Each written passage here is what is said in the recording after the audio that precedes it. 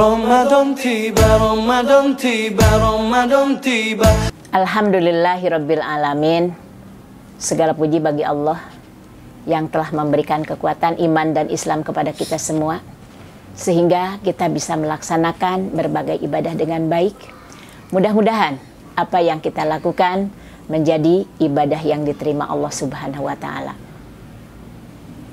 Ada tawaran dari Allah sebagai perniagaan yang tidak akan merugi.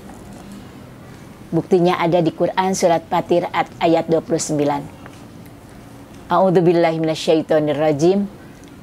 Alladzina yatluna kitaballah wa aqamus sholata wa anfaqu mimma razaqnahum sirra wa alaniyah yarjuna tijaratan lan tabur. Orang-orang yang terus-menerus membaca kitab Allah, selalu membaca kitab Allah, dan orang yang mendirikan sholat, dan orang yang menafkahkan dari apa yang Allah telah berikan kepada mereka, baik secara sembunyi ataupun terang-terangan. Mereka hanya mengharapkan, itulah perniagaan yang tidak akan rugi. Jadi perniagaan yang tidak akan rugi adalah perniagaan dengan Allah. Di antaranya, kita mencari ilmu dengan ikhlas, terus-menerus, rutin. Baca Quran, terus-menerus, hanya karena Allah. Berinfak juga, terus-menerus, rutin, sekalipun sedikit-sedikit.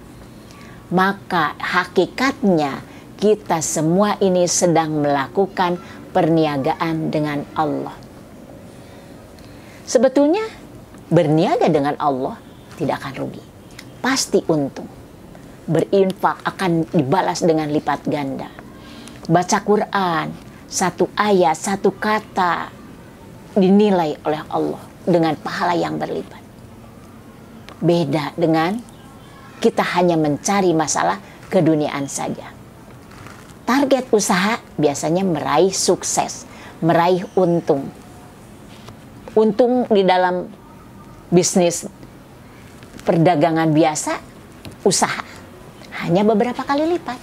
Tapi beda dengan Allah, untung yang sangat berlipat ganda. Membaca kitab Allah bisa diartikan dengan membaca Al-Quran, atau bisa diartikan dengan membaca alam.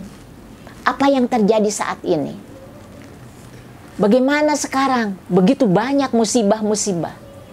Kita harus bisa membacanya. Ada apa ini? Barangkali kita sedang jauh dengan Allah.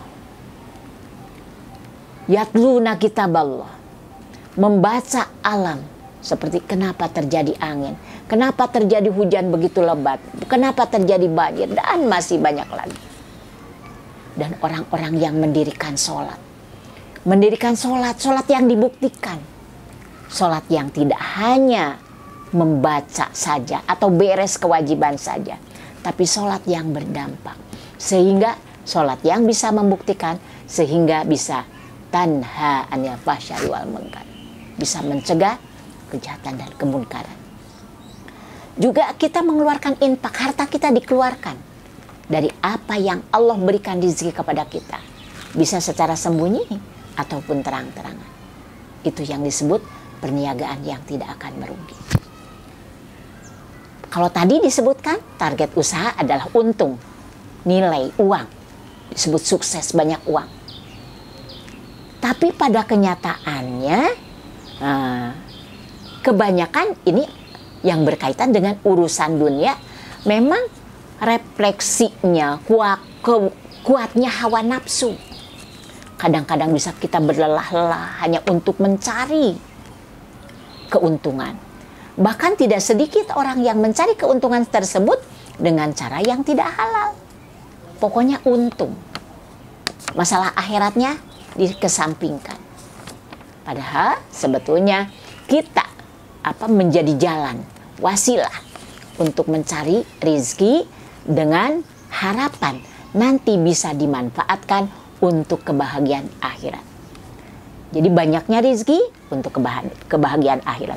Banyaknya ilmu untuk kebahagiaan akhirat. Berarti ilmu yang diamalkan. sehingga bisa membahagiakan diri kita. Jadi pada dasarnya mereka hanya mengetahui yang lahir saja, nilai kehidupan dunia. Sedangkan untuk kehidupan akhirat kadang-kadang sering banyak orang yang lalai.